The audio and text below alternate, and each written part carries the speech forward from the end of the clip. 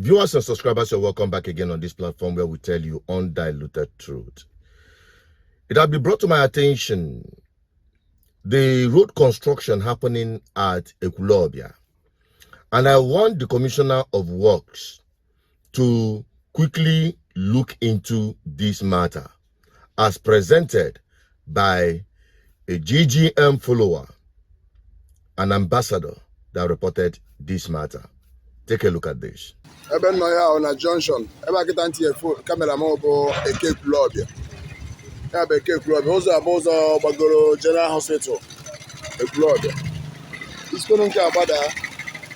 Epo palagon we po for Mario na the KFC free station. Ige square for the Agrata Road. So wasara ya na arụ n'ụzọ ka anyị na-eme ka anyị gosi ọnụ. Na mbụ anyị na-ekene nwanne anyị nwoke bụ His Excellency Prọfesọ Charles Soludo bụ onye nke Chineke ji gbara ngwa ọrụ n'obodo anyị Anambra steeti na ọkachasị na-agụta ya wee gbaratazie na agbata obi maka agbata obi anyị ma na-ekwu onye Usuọbịa ka ọ wee onye Ekwulobia, mana Usuọbịa na Ekwulobia ka nwanne na nwanne ka ha bụ.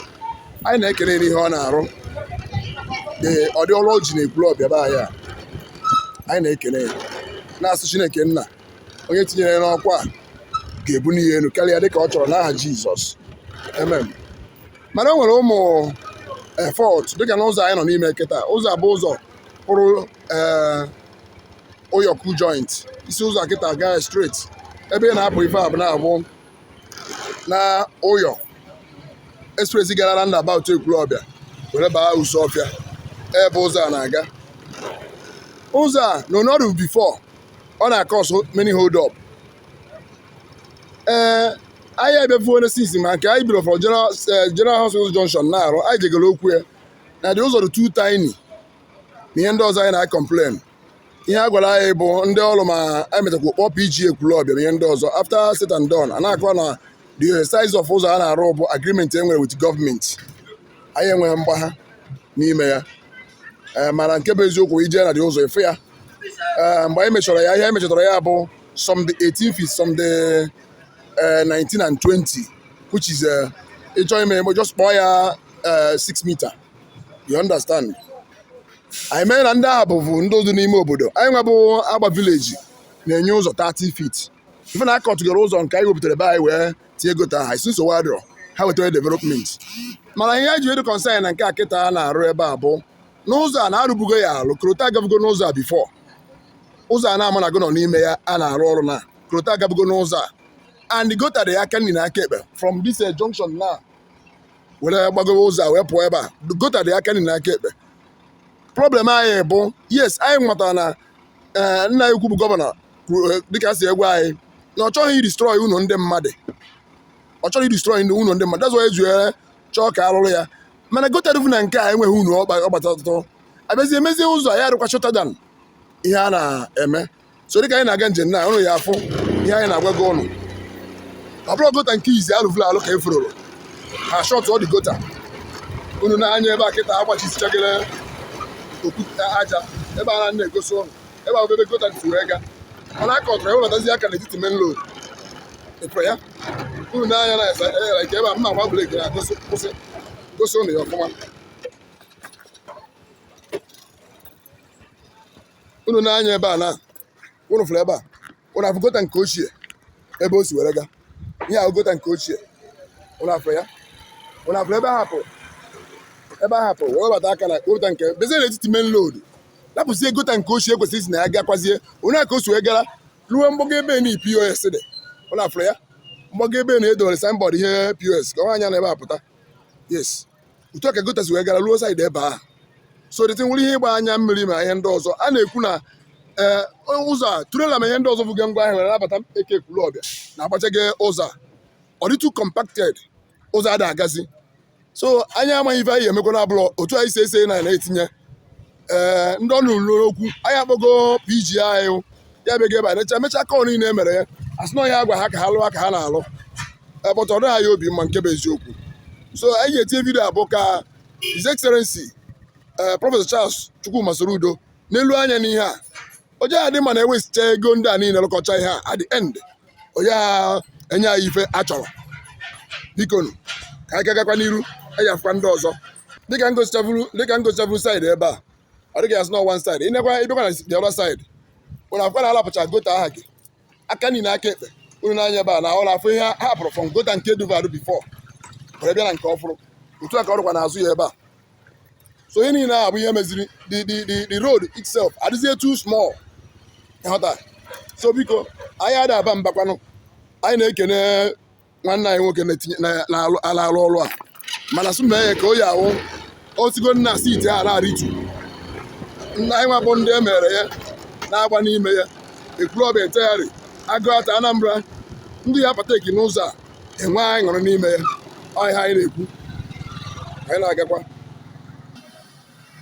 dịka ebe anyị nọ kịta nwanne anyị ebe a na ụnafọ niile a gota duvadu bifo alapụrụ ebe a niile Etegharị ya. Good. Now, I don't know how sensible it is to narrow a road that is much bigger in its previous construction, and upon resurfacing the road, you now narrowed it just according to what the guy showed.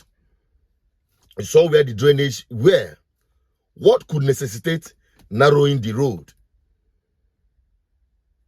I wouldn't say that it is trying to economize or the road is too big for that part. What could necessitate narrowing that road in that manner? Not minding where the previous drainage system passed through. So I want the Commissioner of Works, as much as you've been doing a very wonderful work across Anambra State to your office in all the road constructions that we've witnessed, it is important that any gray areas that could undermine your effort and the effort of the government of Anambra State led by Charles Soludo should be addressed, because GGM ambassadors are everywhere and their eyes are seen, and they've been commissioned.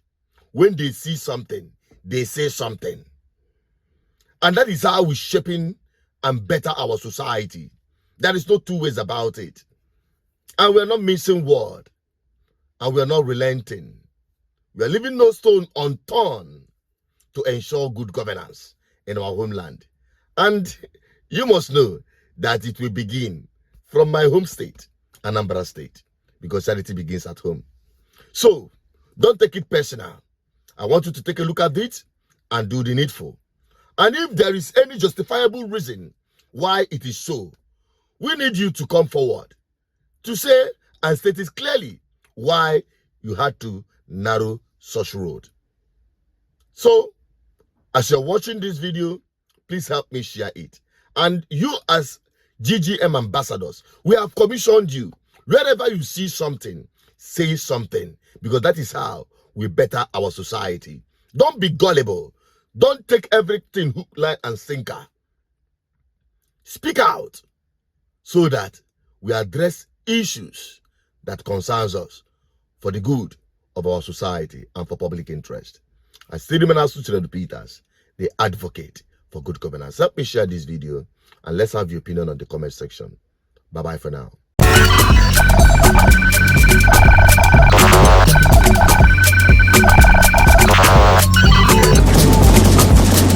GGN, uniting the people for good governance.